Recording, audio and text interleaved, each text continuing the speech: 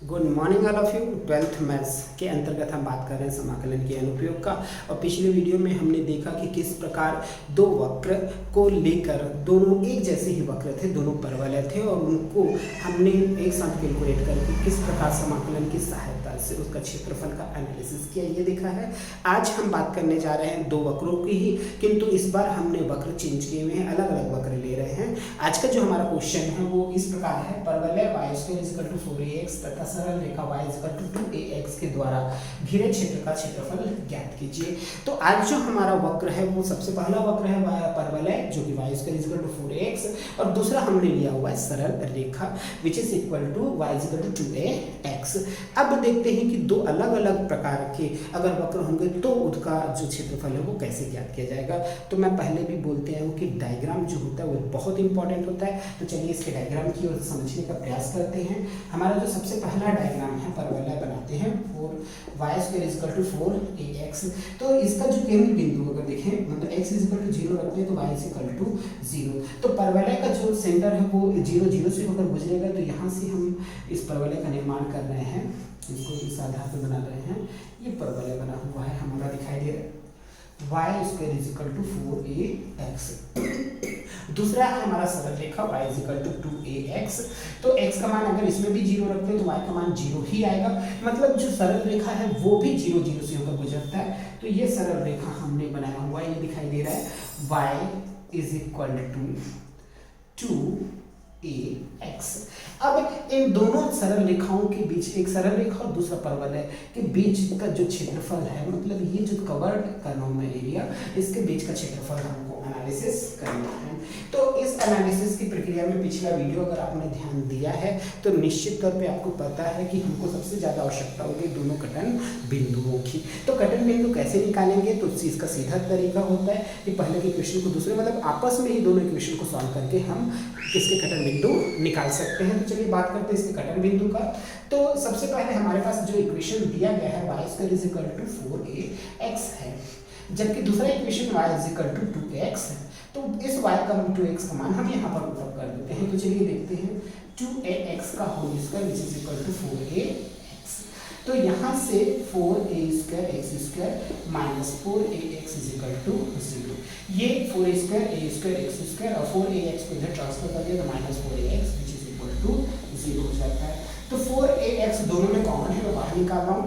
यहाँ से अंदर बचेगा ax minus 1 which is equal to 0। तो इसी आधार पर लिखा जा सकता है 4ax इज इक्वल टू 0 और ax is equal to minus 1 is equal to 0। तो इस आधार पर x का मान जो है वो 0 हो जाएगा और x का मान यहाँ जो निकलेगा 1/a। अब x का मान 0 है तो किसी भी इक्वेशन, इस इक्वेशन में हम लोग दे देते हैं y का मान भी 0। अगर x का मान 0 होगा तो y का मान भी यहाँ पर 0 हो जाएगा।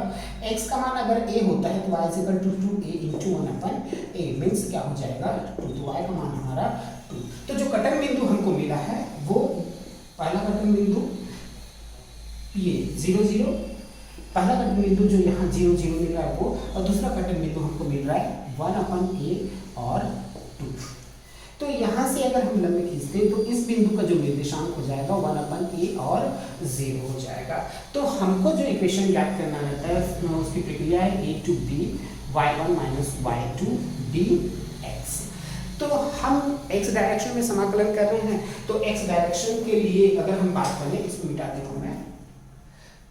x डायरेक्शन की अगर हम बात कर रहे हैं तो a जो है वो प्रारंभिक बिंदु हो जाएगा 0 और b जो है ये अंतिम बिंदु हो जाएगा 1/a। इसके पीछे कारण ये है कि हमने x के रिस्पेक्ट में इंटीग्रेशन किया हुआ है, तो x की ही वैल्यू को लेंगे। अगर यहाँ पर y होता तो हम y की वैल्यू लेते तो 0 और इधर फिर हो जाता 2।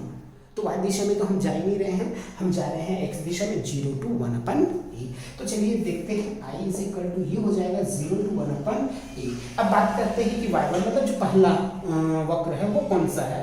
तो हम जाना शुरू करते हैं इस डायरेक्शन में। x जो है हमारा डायरेक्शन यहाँ से इधर की ओर है, तो पहले हमको जो वक्र का सामना करना पड़ रहा है वो हमारा ये है परवलय y² is equal to 4ax।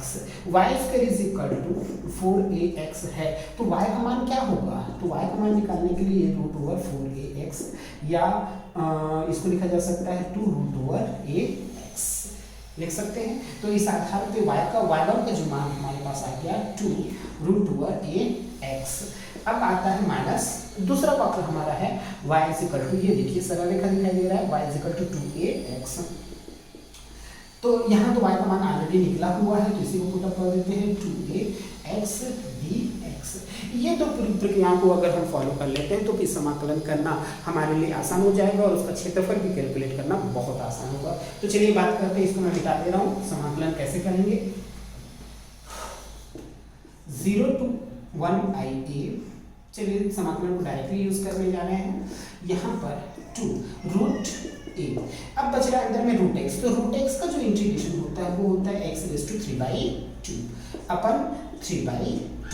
Root x का जो इंटीग्रेशन हो जाएगा वो है x रेज़ टू 3/2 अपन 3/2, और 2 रूट a कांस्टेंट था तो हमने बाहर निकाल दिया, माइनस यहाँ पर भी 2a कांस्टेंट है, बाहर आ जाएगा।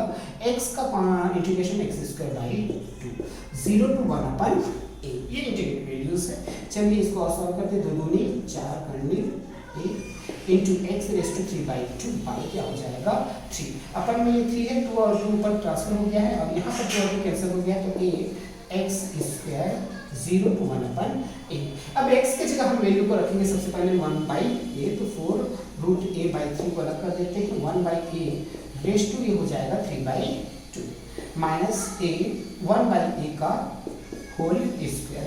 बाकी इसके बाद अगर हम 0 की वैल्यू पुट अप करते हैं तो वो टोटल 0 हो जाएगा, ये भी 0 हो जाएगा और ये भी 0 हो जाएगा, तो उसको मैं शो नहीं कर रहा हूँ एज यूजुअल। यहाँ पर अगर इसको सॉल्व करें तो 4 root a/3 into 1 upon a root a raise to 3/2 को अगर हम लिख सकते हैं तो a इंटू 1 प्लस 1/2 लिख सकते हैं, तो a 1 into a raise to 1/2 या a रूट a, तो 1 अपन a था रेज़ टू 3/2 है तो 1 अपन a रूट a लिखा जा सकता है, minus a into 1 upon a का स्क्वायर हो जाएगा। तो इस आधार पे हम आगे सॉल्व करने का प्रयास करेंगे। यहाँ से रूट a कैंसिल हो जाएगा तो 4/3 a आ जाएगा हमारे सामने, और यहाँ पर एक कैंसिल होगा तो माइनस 1 अपन a, ये पुट अप हो जा रहा है, एक कैंसिल हो जा रहा है। अब यहाँ से लघुत्तम जो हमारा निकल रहा है वो 3a है, तो ये हो जाएगा 4 और a कैंसिल होगा तो माइनस 3, तो 1/, हमारे पास आंसर आ रहा है 3a वर्ग इकाई। तो इसका जो एरिया घिरा हुआ क्षेत्रफल है वो हो जाएगा 1/3a वर्ग इकाई। तो इस प्रकार से हम दो वक्रों के बीच का क्षेत्रफल आसानी से ज्ञात कर सकते हैं।